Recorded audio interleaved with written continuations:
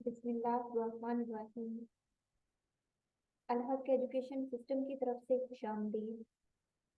आज हम one paper point of view से एवरीडे साइंस का नेक्स्ट टॉपिक देखेंगे, जिसका नाम है fat soluble vitamin. Fat soluble vitamin क्या हैं? ऐसे वाइटामिन जो कि फैट्स में और लिपिड्स में डिसॉल्व होते हों बट वाटर में डिसॉल्व ना हो सके, उन्हें फैट सोलुबल वाइटामिन कहा जाता है। ऐसा क्यों है कि ये फैट्स में सोलुबल हैं बट वाटर में सोलुबल नहीं है? तो वाटर सोलुबल वाइटामिन में हमने डिस्कस किया था कि जब वाटर सोलुबल वाइटामिन को हीट किया जाता है तो वो डिस्ट्रॉय हो जाती है। बट यहाँ पे फर्स्ट पॉइंट में गिवन है कि फैट सोलुबल वाइटामिन को जब हीट या कुक किया जाता है तो वो डिस्ट्रॉय नहीं होते। वाटर सोलुबल वाइटामिन के बारे में हमने डिस्कस किया था कि वो हमारी बॉडी में स्टोर नहीं होते, बट फैट सोलुबल वाइटामिन जो हैं इनकी भी बॉडी में वाटर सोलुबल वाइटामिन की तरह डेली बेसिस पे नीड नहीं होती। लेकिन डिफरेंस क्या है, यहाँ सेकंड पॉइंट में मेंशन है कि ये हमारी बॉडी में स्टोर होते हैं जब इनकी जरूरत नहीं होती, like liver. Water soluble vitamin ऐसे वाइटामिन हैं जिनकी ज्यादा मिकदार भी ले ली जाए तो वो हमारी बॉडी के लिए नुकसानदाह नहीं होते। बट यहाँ पे थर्ड पॉइंट में मेंशन किया गया है कि फैट सोलुबल वाइटामिन अगर ज्यादा मिकदार में ले लिए जाएं तो वो हमारे लिए टॉक्सिक हो सकते हैं।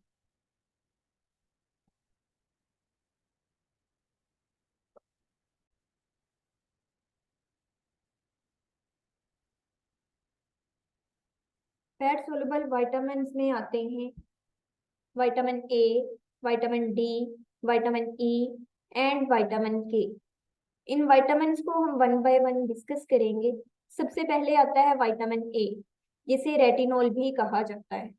ये एक फैट सोलुबल विटामिन है और इसकी डिफरेंट फॉर्म्स हैं जिन्हें कंबाइन करके रेटिनॉइड्स कहा जाता है।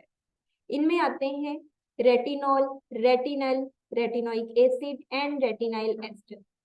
इनमें जो सबसे कॉमन फॉर्म है वो है रेटिनॉल।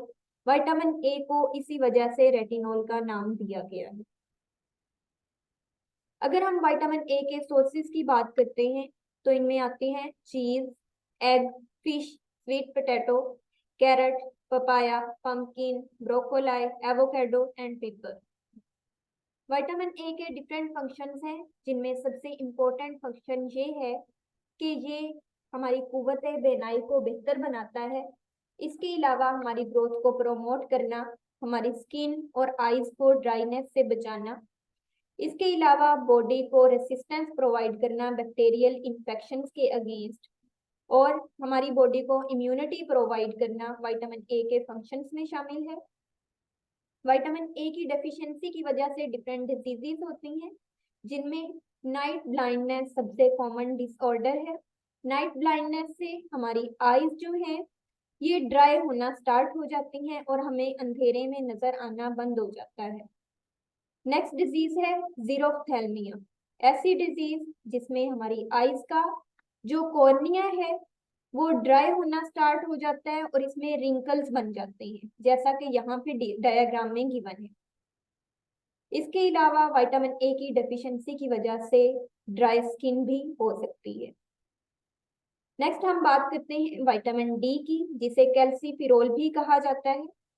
ये एक फैट सोलुबल विटामिन है और ये एक ग्रुप कंप्राइज करता है फैट सोलुबल विटामिन का, जिसे सिकोस्टीरोल्स भी कहा जाता है। विटामिन डी के सोर्सेज में शामिल हैं fish, egg yolk, meat, fortified beverage, cereals and milk. Vitamin D के फंक्शंस की बात करें तो ये एब्जॉर्प्शन इंक्रीज करता है कैल्शियम और फास्फोरस की, ताकि हमारी बोन्स को स्ट्रेंथ मिल सके और हमारे इम्यून सिस्टम को सपोर्ट कर सके।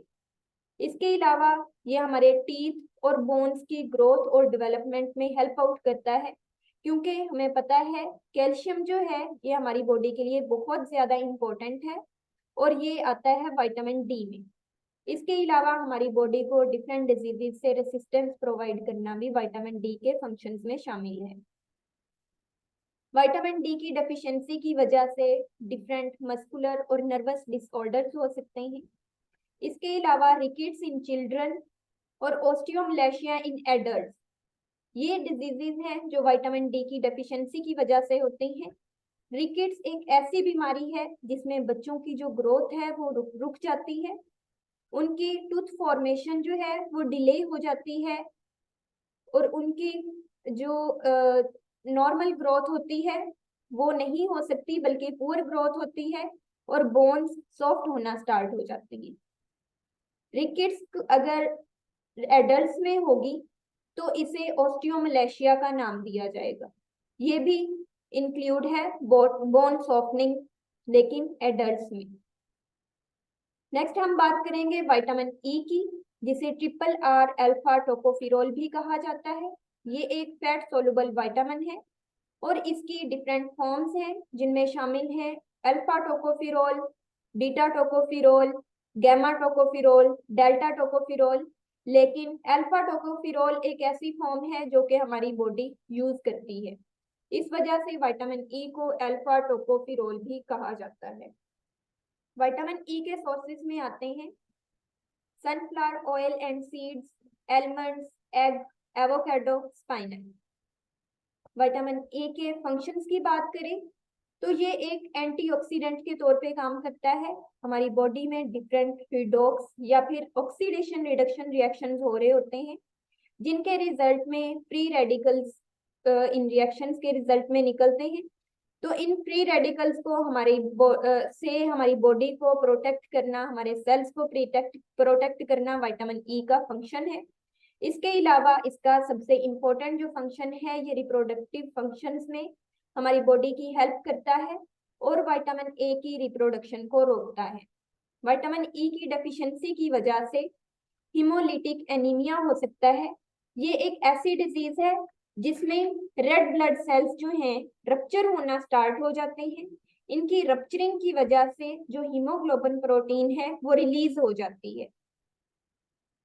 नेक्स्ट, स्टेरिलिटी, ये भी बहुत इंपॉर्टेंट डिजीज है जो विटामिन ई की डेफिशिएंसी की वजह से होती है, जिसमें जो बॉडी है वो ऑफस्प्रिंग प्रोड्यूस करने की एबिलिटी खो देती है। इसके अलावा नर्व जनरेशन जो है, नर्व डीजनरेट होना स्टार्ट हो जाती है विटामिन ई की डेफिशिएंसी की वजह से। उनके अराउंड जो माइलिन शीथ है वो डिसअपेयर होना स्टार्ट हो जाती है। नेक्स्ट अगर बात करते हैं विटामिन के की, जिसे फाइटोनाडाइकोन भी कहा जाता है। ये एक फैट सोलुबल विटामिन है और इसकी 3 फॉर्म्स हैं, vitamin K1, K2 and K3। Vitamin के को फाइलोक्विनोन भी कहा जाता है, विटामिन K2 को मेनाक्विनोन भी कहा जाता है और विटामिन K3 को मेनाप्थोन या फिर मेनाडाइकोन भी कहा जाता है। विटामिन के सोर्सेज में आते हैं kale, parsley, kiwi, eggs, broccoli, asparagus, Brussels sprouts, cabbage and okra वगैरह। विटामिन के डिफरेंट फंक्शंस हैं और इसमें सबसे इम्पोर्टेंट जो फंक्शन है ये ब्लड क्लॉटिंग में हमारी बॉडी की हेल्प करता है। इसके अलावा कैल्शियम की जो रेगुलेशन होती है कैल्शियम लेवल्स की हमारी बॉडी में, उसमें हमारी बॉडी की हेल्प करता है और डिफरेंट टाइप्स के कैंसर से हमारी बॉडी को बचा के रखता है। विटामिन के की डेफिशिएंसी की वजह से जो इम्पोर्टेंट डिजीज है वो है हेमरेज। हेमरेज जो है ये बॉडी के डिफरेंट पार्ट्स में हो सकती है, लेकिन सबसे जो कॉमन हेमरेज है वो है ब्रेन हेमरेज। इसमें क्या होता है कि जो ब्लड है, ब्लड वेसल्स जो हैं वो रप्चर होना स्टार्ट हो जाते हैं और उनमें से ब्लड निकलना स्टार्ट हो जाता है। हम कहते हैं कि इस इंसान को, इस आदमी को ब्रेन हेमरेज हो गया है, यानी ब्लड वेसल्स में से ब्लड निकल के हमारे ब्रेन में ब्लड क्लॉट बना देता है, तो इसे हेमरेज कहा जाता है। इसके अलावा विटामिन के की डेफिशिएंसी की वजह से हमारी बॉडी में डिफरेंट फ्रैक्चर्स भी हो सकते हैं। अगर आपको वीडियो अच्छी लगी है तो लाइक करें, चैनल को सब्सक्राइब करें और अगर कोई आपका क्वेश्चन है तो कमेंट सेक्शन में पूछ सकते हैं और वीडियो को शेयर करना ना भूलिएगा। Thank you.